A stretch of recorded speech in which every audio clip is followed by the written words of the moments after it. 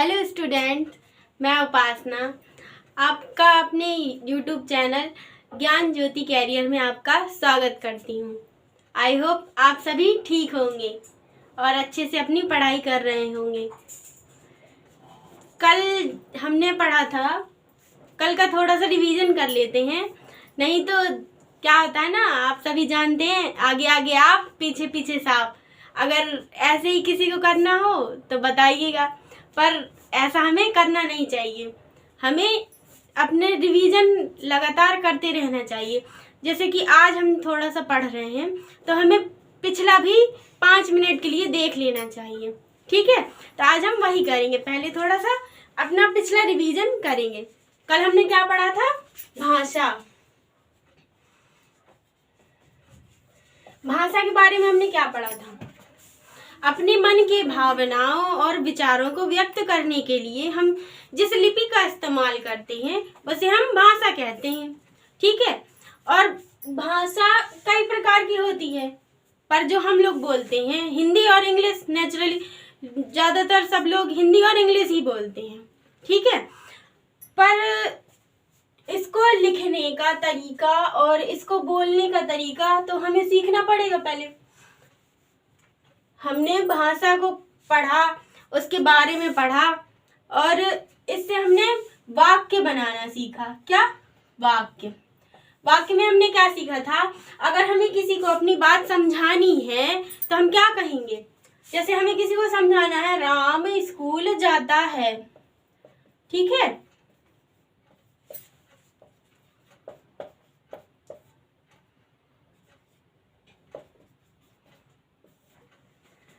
पर अगर हम एक शब्द लिखकर ही छोड़ देंगे, जैसे हमने सिर्फ राम लिख दिया, तो क्या उसको हमारी बात समझ में आएगी? नहीं। तो ये जो एक शब्द है, ये हमारा एक शब्द है जो कई वर्णों के मेल से बना है। ठीक है, ये जो राम हमने लिखा है, ये कितने वर्णों के मेल से बना है? ये बना है 4 वर्णों के मेल से बना हुआ है। इसमें कौन कौन सा वर्ण है? र प्लस आ प्लस म प्लस अ, इन वर्णों के मेल से बना हुआ है। अब हम इनको तोड़ सकते हैं क्या? नहीं तोड़ सकते।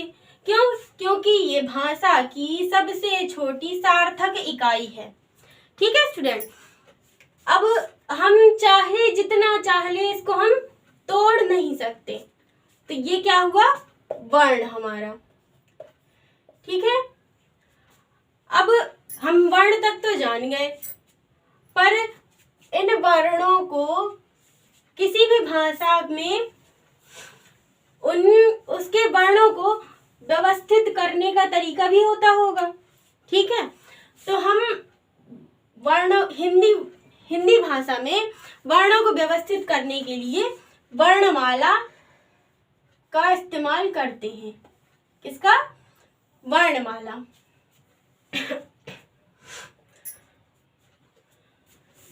इसको लिख लीजिए, वर्णों को व्यवस्थित क्रम में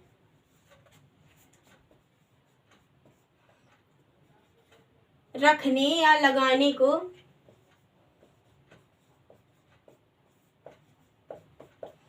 वर्णमाला कहते हैं। अब हमें ये वर्णमाला की हमारी परिभाषा है। क्या कहेंगे हम इसको? वर्णों के व्यवस्थित क्रम को हम वर्णमाला कहते हैं। ठीक है, अब वर्णमाला में कुछ वर्ण तो होते होंगे, पर कितने होते हैं? हिंदी वर्णमाला में जैसे हम इंग्लिश में हमारी कितने वर्ण होते हैं? 26। इसी प्रकार हिंदी में हमारे कितने होते हैं? टोटल 52 वर्ण होते हैं, जिनमें से हम कुछ पढ़ते हैं, कुछ नहीं भी पढ़ते हैं, पर जो हम भाषा बोलते हैं हिंदी वर्णमाला में हमें उसके सारे अक्षर मिल जाते हैं ना। तो आज हम सबसे पहले, कल हमने पढ़ा था स्वर के बारे में, पढ़ा था ना स्वर। हिंदी वर्णमाला को 2 भागों में बांटा गया है, स्वर और व्यंजन, जिनमें से हमने कल स्वर को पढ़ा था। एक बार और रिवीजन कर लेते हैं।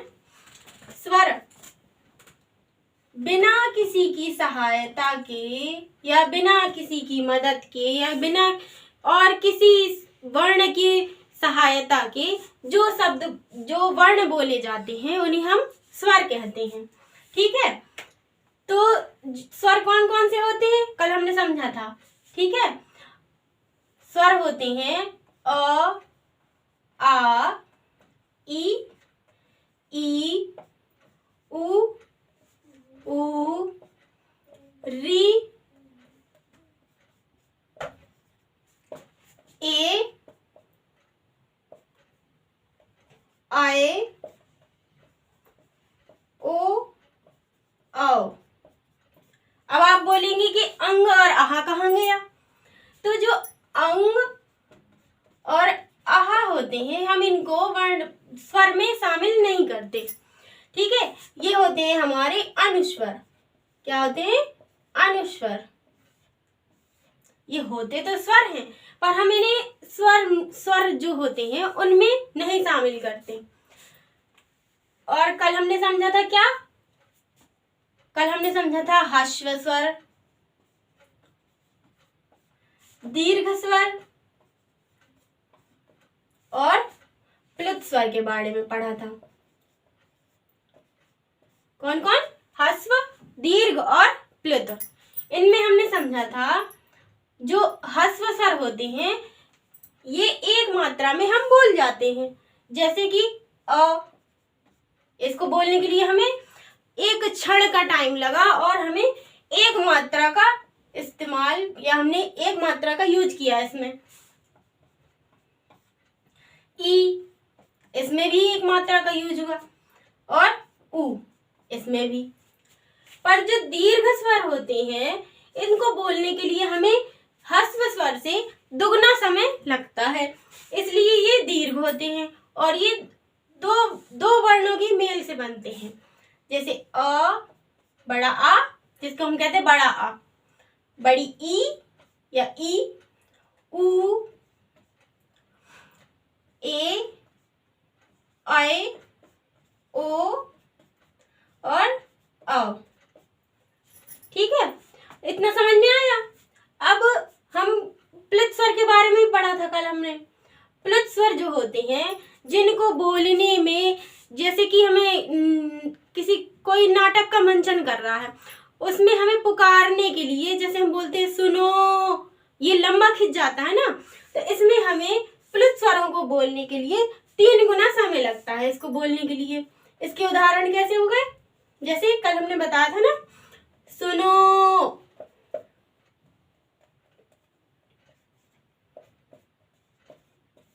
या अरे।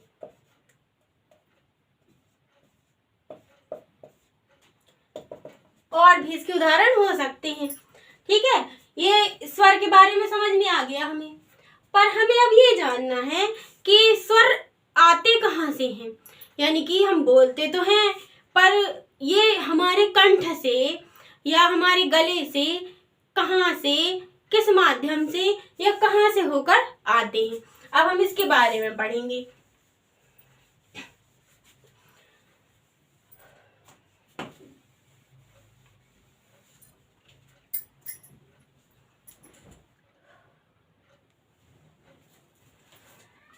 अब हम पढ़ेंगे स्वरों के उच्चारण स्थान के बारे में, यानी कि जहां से हम स्वरों को बोलते हैं उसके बारे में पढ़ेंगे। ठीक है, लिखिए, हेडिंग डाल लीजिए, स्वरों का उच्चारण स्थान। अब हमें ये तो पता है कि स्वर कौन कौन से होते हैं, पर हमें ये पता नहीं है ना कि हम कहाँ से बोल रहे हैं। तो सबसे पहले बोल के देखिए, आप खुद बोलिए अ। आ, यानी कि ये हमारे कंठ से ध्वनि निकल रही है इसकी, यानी कि हमें पता चल गया अ और आ, ये कहाँ से बोलते हैं हम? कंठ से। अब बोलिए ई और ई, इसको हम कहाँ से बोलते हैं? तालव्य से, यानी कि तालु से, ई। ठीक है। और अब आता है हमारा ऊ और उ, इसको कहाँ से बोलते हैं हम? ओष्ठ से। जब भी हम इसको बोलते हैं तो हमारे हम होठों का इस्तेमाल करते हैं, यानी कि ये हम कहाँ से बोलते हैं? ओष्ठ से। अब आते हैं री, बोलिए री को हम कहाँ से बोलते हैं? मूर्धन्य से।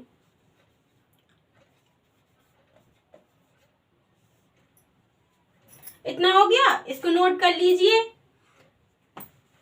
हमारे संयुक्त स्वर जिसको वो कहते हैं, है तो ये सही, ये इनमें भी संयुक्त स्वर हैं और ये भी ए आए। इनको अगर हम देखें तो जो ए बनता है हमारा अ और अ प्लस ई से बनता है। किससे? अ प्लस ई से। तो आ हम कहाँ से बोलते हैं? अभी हमने पढ़ा था ना, कंठ से। और ई कहाँ से बोलते हैं? तालव्य से। यानी कि ए हमारा हो गया कंठ तालव्य। इसी प्रकार अ भी है। अब आता है हमारा ओ आओ। इनको कहाँ से बोलते हैं? अगर हम इसको अगर हम तोड़ें ओ को, तो हम क्या लिखते हैं? अ प्लस उ, यानी कि अभी हमने पढ़ा था आ हम कहाँ से बोलते हैं? कंठ से। और उ को कहाँ से बोलते हैं? ओष्ठ से। तो ये हो गया कंठोष्ठ।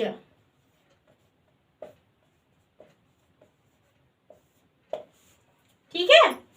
अब इसके बारे में हमने पढ़ लिया। अब स्वर वर्णमाला के स्वरों के बारे में तो हमने पढ़ा, पर अब बाकी के अक्षर भी तो बचते हैं जिनको कहते हैं हम व्यंजन। अब हम पढ़ेंगे व्यंजन के बारे में। हेडिंग डाल लीजिए अपने कॉपी में, व्यंजन।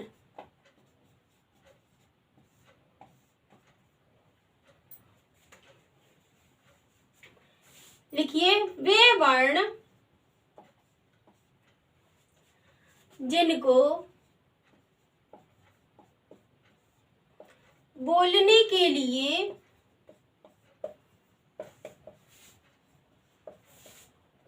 हमें स्वरों की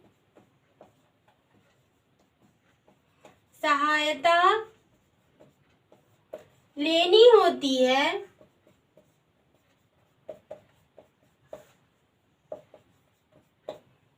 व्यंजन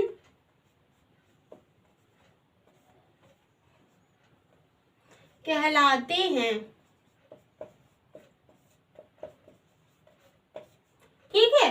अब हम व्यंजन के बारे में तो जान गए कि ये होते संयुक्त व्यंजन होते हैं ये, यानी कि ये किसी ना किसी को मिलाकर बने होते हैं। जैसे क प्लस, अगर हम क को अकेला लिखेंगे तो इसका मतलब होता है ये हमारा आधा का है, यानी कि जब तक हम इसमें आ को नहीं जोड़ेंगे तब तक हम पूरा का नहीं पढ़ सकते या लिख भी नहीं सकते इसको। इसीलिए इन जो जितने भी व्यंजन होते हैं उनको असंयुक्त करके बनाते हैं हम। ठीक है। अब हम जानते हैं कि जिस प्रकार स्वरों का भी बोलने का स्थान होता है, वैसे ही व्यंजन को भी कहीं से बोलते होंगे। तो इसमें सबसे पहले हम लिखेंगे क वर्ग, च वर्ग,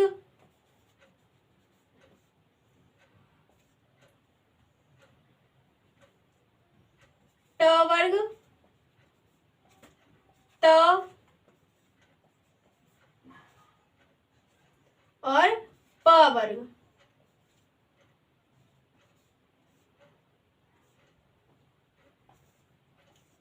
इसको हम एक ट्रिक से याद भी कर सकते हैं। क्या है इसका?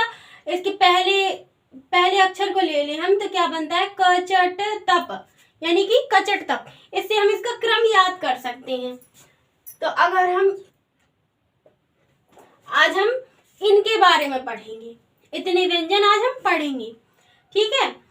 तो जो क वर्ग के जो व्यंजन होते हैं, इनको अगर हम बोलेंगे तो बोलिए क, ख, ग, घ। ये आपको पता चल रहा होगा ये कहाँ से निकल रहे हैं? हमारे कंठ से। कहाँ से निकल रहे हैं? कंठ से। इसके आगे लिख लीजिए कंठ। ये जैसे कि हम बोलते हैं तो इसमें हमें जीभ को हमारी थोड़ा सा संघर्ष करना पड़ता है, इसलिए हम जितने भी व्यंजन होते हैं इनको हम संघर्षी या स्पर्शी व्यंजन कहते हैं, क्योंकि ये कहीं ना कहीं हमारे मुख को कहीं ना कहीं टच करके आते हैं, कभी जीभ को, कभी तालु को, कभी दंत को और कभी ओंठ को।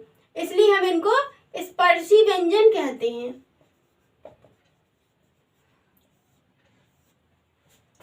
अब हम जानेंगे जैसे क वर्ग है, इसको हम कहाँ से बोलते हैं? कंठ से।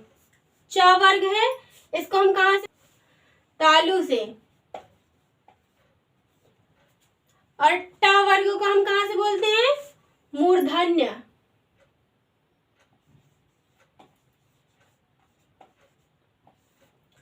ट वर्ग को दंत।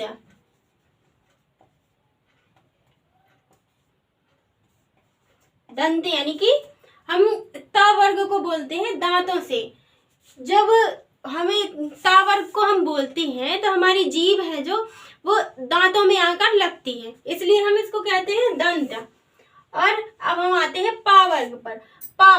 पा हमने बोला पा जब जैसे ही हमने बोला तो हमारे होठों का इस्तेमाल हुआ, इसको इसलिए ये कहाँ पर? होस्ट से बोले जाते हैं।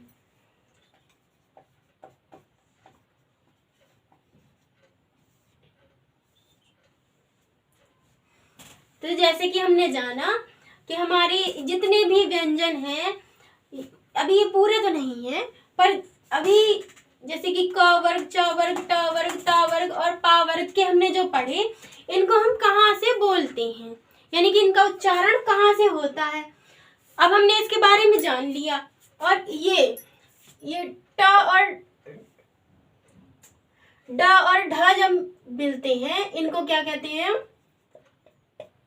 इनको कहते हैं द्विगुण व्यंजन।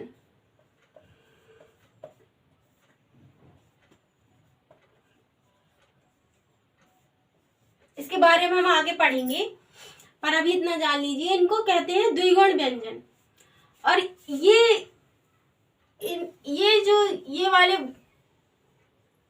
व्यंजन होते हैं, इनको हम नासिक्य कहते हैं। नासिक्य यानी कि जब भी हम इनका उच्चारण करते हैं तो हम ज्यादातर नाक का इस्तेमाल करते हैं। जैसे ये क्या कहते हैं इसको? क ख ग घ अंगा, यानी कि नाक का इस्तेमाल किया हमने इसमें। और ये इन्या, इसको भी हमने नाक के इस्तेमाल से बोला। अड़ा, न और म, इनको हम नासिक्य कहते हैं। इतना अब हमने जान लिया। अब हम आज करेंगे कल का पढ़ाया हुआ और आज का पढ़ाया हुआ, देखते हैं आपको कितना समझ में आया। यहाँ पर हम कुछ क्वेश्चन करेंगे, हम इसमें लिखेंगे और आप उसके आंसर देंगे, ठीक है। तो अब हम क्वेश्चन लिख रहे हैं। आप भी अपनी कॉपी पेन लेके बैठ जाइए और क्वेश्चन को नोट करिए। चलिए अब हम कुछ क्वेश्चन करते हैं, देखते हैं आपको कल का पढ़ाया हुआ कितना याद है। भाषा की सार्थक सबसे छोटी इकाई।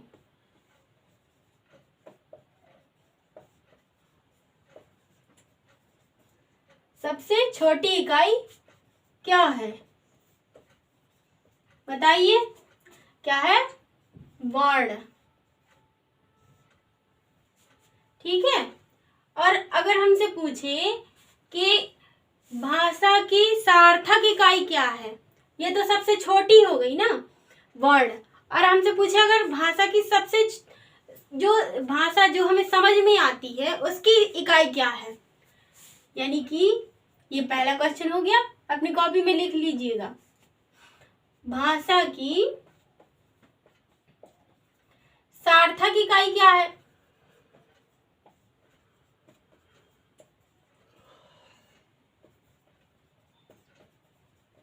तो क्या कहेंगे हम? वाक्य। क्योंकि जब तक हम कोई वाक्य नहीं बोलेंगे हम किसी की भाषा ना समझ सकते हैं, ना ही अपनी भावनाओं को किसी को समझा सकते हैं। ठीक है। अब हम एक और क्वेश्चन करेंगे। बताइए हिंदी वर्णमाला में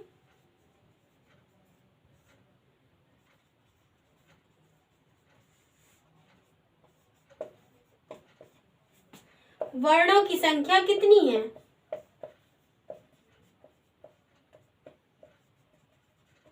कितनी है? 52। अब चौथा क्वेश्चन लिखिए। इनमें से तालव्य जो हमारे वर्ण हैं, तालव्य वर्ण कौन कौन से हैं? ये व्यंजन में बताइएगा। तालव्य कौन कौन से हैं हमारे? च, छ, ज और झ, ये हमारे तालव्य व्यंजन हैं। ठीक है। आज के लिए 4 क्वेश्चन काफी हैं। बाकी जो आपको ना समझ में आया हो तो हमें बताइएगा, आगे हम और अच्छा करने की कोशिश करेंगे। इन क्वेश्चनों में या पढ़ाने में जो भी डाउट हो तो हमें कमेंट सेक्शन में बताइएगा, हम उस डाउट को अगली क्लास में सॉल्व करने की कोशिश करेंगे। ठीक है स्टूडेंट, आज के लिए इतना ही। अगली वीडियो में हम पढ़ेंगे अल्प प्राण, महाप्राण, घोष और अघोष के बारे में। ठीक है। तो अब हम चलते हैं, मिलेंगे अगली दूसरी क्लास में। शुभ रात्रि।